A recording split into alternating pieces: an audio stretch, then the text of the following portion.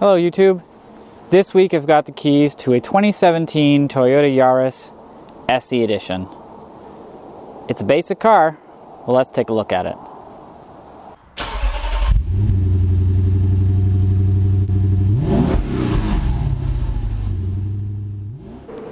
Like I just said, this is a basic car.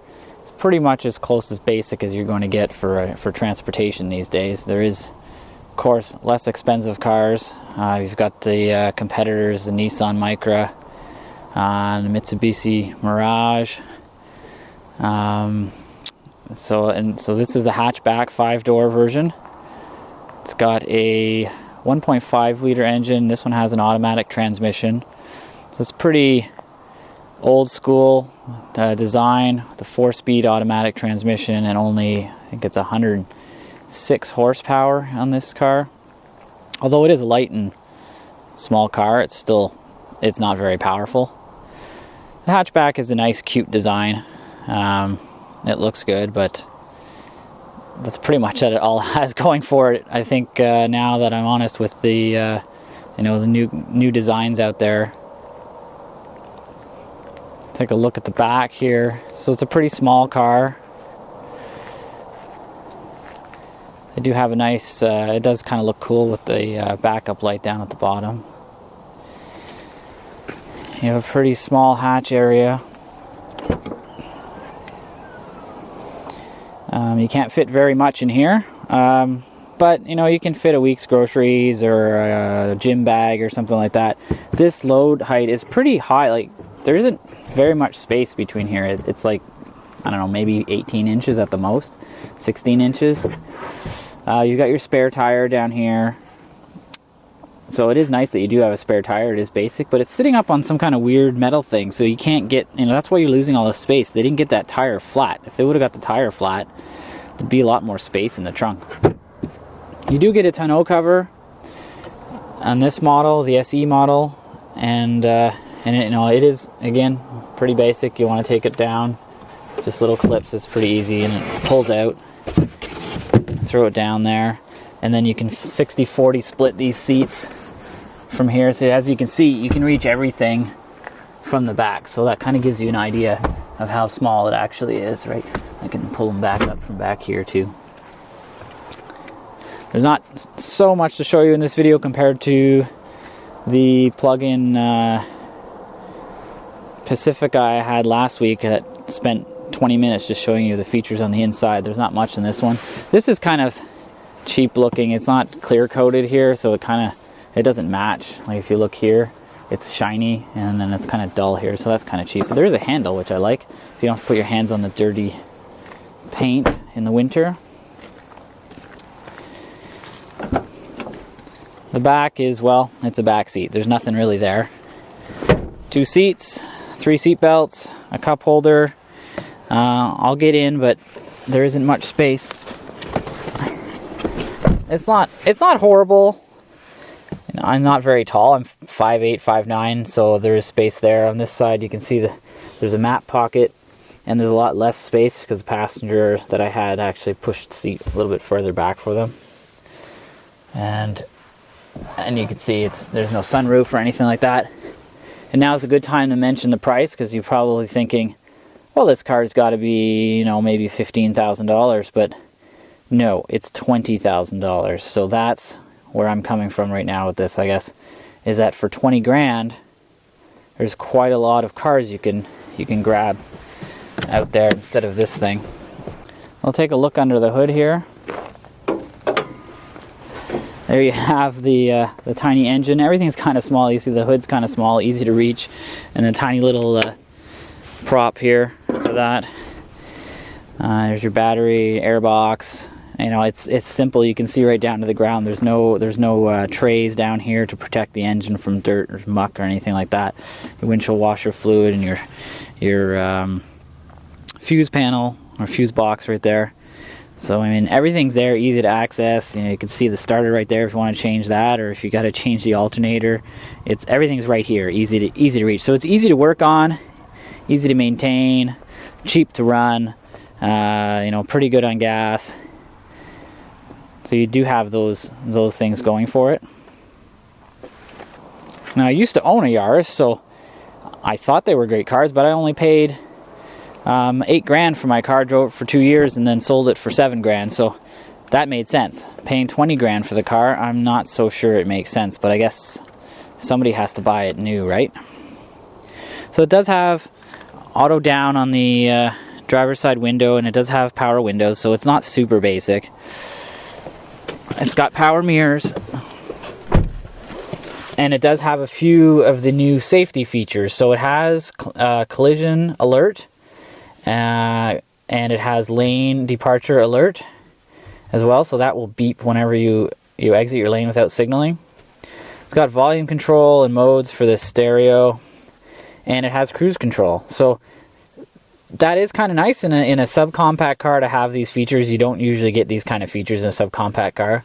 It doesn't have automatic headlights, so that's kind of a missing feature that they could have added, which would have been easy for them to add. It's got power mirrors, and it does have, as part of the safety package, it has automatic brights as well. So if you turn on the brights and have the automatic bright switch on, the brights will turn on and off as needed if you're in the dark. So here's your 4-speed automatic transmission. It has a traction control on and off button, which is nice, and stability control can be turned off if you hold that. And you got your old school handbrake. So I will admit I had some fun in the snow with it. 12-volt power adapter, and USB and auxiliary inputs as well. It's all manual climate control, as you would expect at this, kind of in a subcompact car. Just turn it on here so you can see it all light up. You get your seatbelt beeps and your stereo here. So there is a navigation system available, I believe, because when I click this button, it says premium audio with navigation system not installed. So there is nothing in here basically. You just got a stereo, and you do have your phone, so you can set your phone for Bluetooth. And see, if you press the guidance, it's kind of funny because it allows you to set your guidance volume, but then there's no guidance, so they've disabled that. In your cluster here, you've got your speedometer, fuel gauge, and tach, so pretty basic. Unlike some of the new fancy cars where I show you like all the settings you have, you don't really have anything here. You have your old school button down here. So it does show you your average fuel economy. I've been averaging 8.2 liters per 100 kilometers. And it will show you a range, and your odometer, and your trips, your trip A and trip B, and your instantaneous liters per 100 kilometers. So it's pretty basic, but it does have that. It is nice to have that information for your range and things like that. And it's got a clock in here, and a super easy way to set it, hour, minute, so you can just toggle it. And that's it. It's pretty basic. So let's take it for a drive.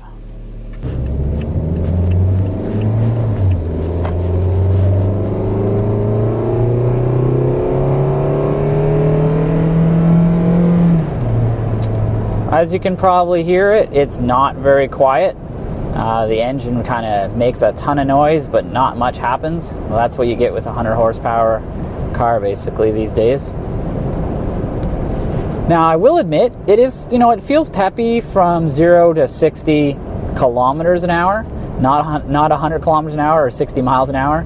It feels kind of peppy to 60. So if you're driving it in the city, if you live in downtown in a city, it's a small car, easy to drive, easy to whip about, and it is kind of fun at those speeds. It feels light, nimble, and that. But when you get out, I live in the country. I'm driving on 80 kilometer an hour roads, which is basically your 55 mile an hour in the US. It's noisy. The wind noise is very intrusive. The road noise you can hear. If it's windy, the car gets blown around all over the place. It gets really bad when you get on the highway or the freeway. Over 100 kilometers an hour, it really starts to struggle. And so it's not really, a highway trip kind of car at all. It's, around town, maybe do your groceries, do some errands, drive to work, things like that. Now, anything like this, you get into a steep hill, and if you've got to really get your foot in it, and it'll downshift that's just to keep 80 kilometers an hour going, right? So it's not very powerful and not super enjoyable to drive on out in the country or on any kind of roads over 60 kilometers, 70 kilometers an hour. The one accolade I will give it, for a small car, it actually rides pretty good on the bumps and on the potholes and that. And you can certainly feel them, but it's not jarring at all. It actually soaks up these holes and pits and that pretty darn good. So I will give it that. Let's take our final look at this car. And it's a nice looking car, and I think for reliable transportation, you can't really go wrong. I think I'd skip on the extras and get a less expensive model than this SE, which is again $20,000 for a pretty basic car. Around town, it's fun to drive. I kind of skip driving on the highway unless you have to. Basically, it's just not super enjoyable at any kind of speed or if there's any kind of winds. Thanks for watching. Please subscribe to my channel, and I'll bring you another car next week. It should be, I believe, I'm going to be driving the brand new Honda Civic hatchback next week. Thanks again.